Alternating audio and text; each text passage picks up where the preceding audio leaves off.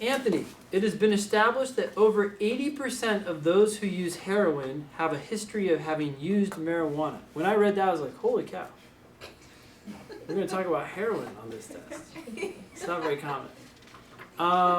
Okay, so that's kind of interesting. So you have 80% of heroin users have used marijuana. Such evidence would seem to prove that smoking marijuana definitely leads to heroin use. You need to stop there and say, wait a sec, that's not true, why? So, okay, so the other 20 actually doesn't matter. Because it's true that, let's say these are our heroin users, and 80% of them smoked marijuana, and 20% did not. But could it still be true that marijuana leads you to take heroin? Just because something causes you to do something else, just because marijuana causes you to take heroin, doesn't mean that other things couldn't cause you to take heroin as well. Like marijuana leads to it, and so does smoking, and that's the other 20%. Right? It might be easier to think about anger. Anyone here ever gotten mad? You're like, yes, we're all human. Like, if someone runs over your foot, that could make you angry. And you can be like, oh, that doesn't mean that other things can't make you angry as well, right? So a lot of things could lead to this. What's the problem with this argument, though? Just if 80% of heroin users, in fact, did marijuana before, does that mean that marijuana leads to heroin use? What number do you actually have to look to? 100. Okay, let's say 100% of heroin users took marijuana. Does that mean that marijuana leads to heroin use? No. Why not? Huh? What do we need to know? This is going to be tested over and over Because there again. could be other factors. Other factors? Sure. What number do we want to know? What percentage do we want to know? The number of marijuana users? The number of marijuana users, right? Like if you said, okay, let's look at, like, the thought that went into my head was like, wait, hold up. How many people use marijuana, right? Especially these days. Like honestly, a lot, right? And it's not like everyone's out there doing heroin. So maybe, half the world is using marijuana, but what percentage of that is ending up using heroin? That's the number we actually care about, right? If they said that 80% of marijuana users ended up as heroin users, you'd be like, whoa, that's not good. I don't know why that is, but it sounds like people who start taking marijuana, you have an 80% chance of ending up taking heroin. But they never said that. They said 80% of heroin users. They do this flip over and over again. Question? Sorry, I'm just not following the the 100%, 100%. Isn't it still just like a correlation and not a causal relationship? So it doesn't matter if it's. Well, we have a whole nother problem here of like what's causing them. But even if you just stick with the correlation, like you don't know what the cause is, if you found out that 80% of marijuana users ended up taking heroin, like it doesn't prove that the marijuana led to the heroin, but it would be concerning, right? Like correlation does support causation even if it doesn't prove it. So we wouldn't know for sure. We would be like, aha, marijuana use led to their heroin use. We don't know that.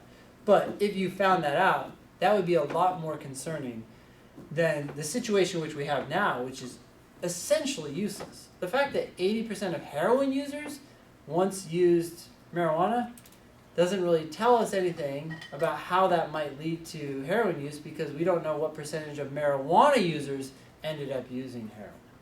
That's a much more significant, now, even then we still have problems, but we have a much bigger problem right now.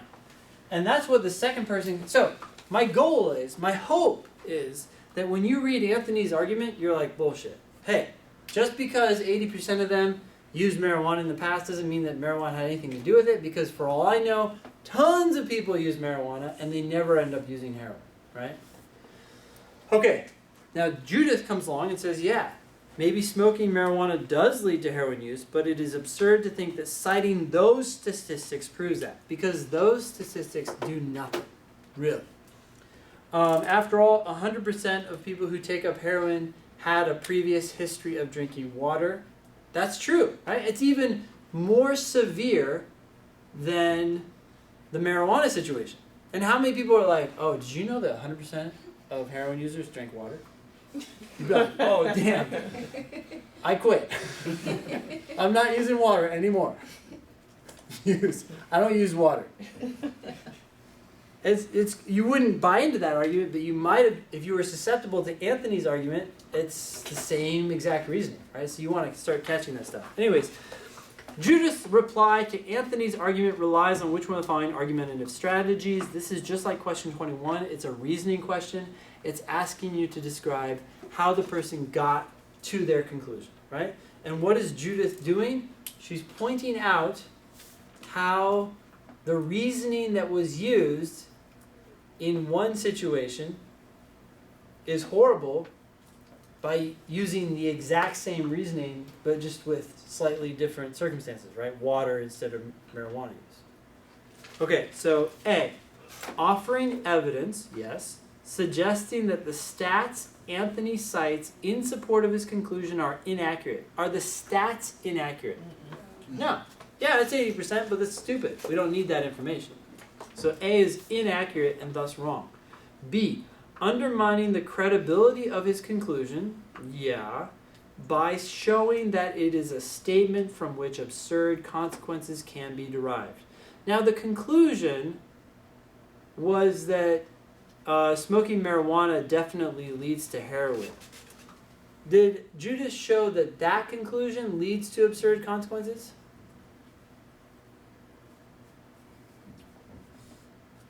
No.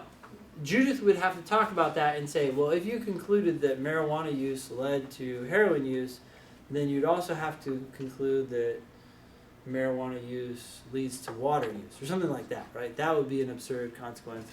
But that's not what Judith did. So B is wrong. C, providing an example to show that not everything that promotes heroin use is unsafe. Not everything. So water promotes it, marijuana promotes it, but water is not unsafe. No, that's not what she was doing. D, demonstrating that Anthony's line of reasoning is flawed by showing that such reasoning can lead to clearly false conclusions. Yes. We use the exact same reasoning, but we use it with water, and that conclusion is false, so your conclusion about marijuana might be false as well. So D is correct. Is anyone having trouble with D? You feel good about this? Kind of? Okay, so let's go through it really quickly. So demonstrating that Anthony's line of reasoning, which is because 80% of heroin users have used marijuana, marijuana leads to heroin use. And then Judith used the same line of reasoning. Well, but even more extreme. Because 100% of heroin users have used water, water must lead to heroin use. It's like, hey, I used the same reasoning you did, but the conclusion that you drew, well, my conclusion sounds ridiculous, so your conclusion might be just as ridiculous. E, calling into question the possibility of ever establishing causal connections solely on the basis of statistical evidence. No, Judith doesn't say we can never draw causal connections on the basis of stats. We just can't draw this causal connection in this with these stats, because these stats are not so helpful. So the answer is D. Yeah.